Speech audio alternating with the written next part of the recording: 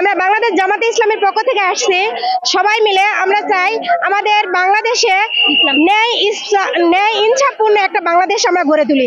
এই জন্য আমরা সবাই দাঁড়িপাল্লা মার্কা প্রতীকে সবাই ভোট দিতে চাই এবং আমরা দাঁড়িপাল্লাকে জয়যুক্ত করতে চাই এবং আমরা বাংলাদেশকে একটি ইনসাফপূর্ণ বাংলাদেশ গড়ে তুলতে চাই এবং ইসলাম যাতে আমাদের রাষ্ট্রে কায়েম হয় এটাই আমরা সবাই চাই। এই জন্য আমরা সবাই রাস্তায় বের হয়েছি। আমি কালায় আজকে এই বাংলাদেশ জামাতে ইসলামের নারী সমাজে এসে মানে গণসংযোগ যেই গণজোয়ার উঠেছে আমি সেখানে এসেছি, কারণ এখানে বিএনপির কিছু লোক বলেছিল যে হচ্ছে আমরা নাকি এই গণজোয়ারে আমরা পুরুষদের বুরকা পরে নিয়ে এসে আমরা এই গণজোয়ার করি। আমরা সেই ভুল মানুষের ভেঙে দিতে আমরা সকল নারী সমাজকে একত্র করে আমরা এখানে এসে দাঁড়িয়েছি।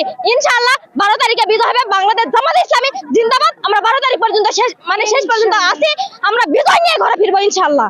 আক্কেলপুরে বাগবিবিতে বেতলালে নেকিরে পিছনে কিরে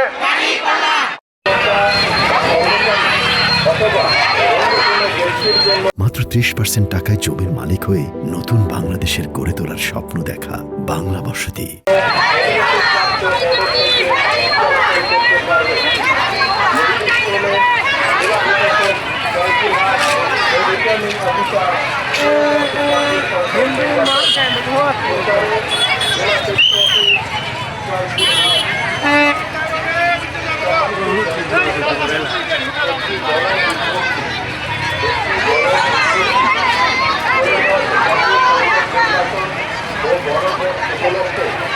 এই মুহূর্তে কালাইয়ের শহরে আমরা নারীদের নিয়ে মিছিল এবং সমাবেশ শেষ করলাম।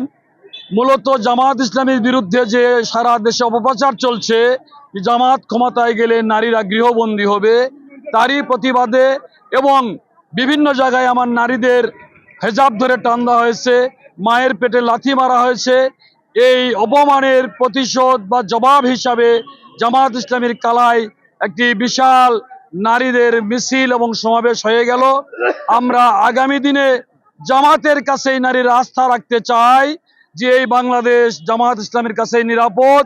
এই জন্য তারা দাঁড়িপাল্লা প্রতীকে ভোট দিবে এবং আমাকে বিজয়ী করবে ইনশাআল্লাহ।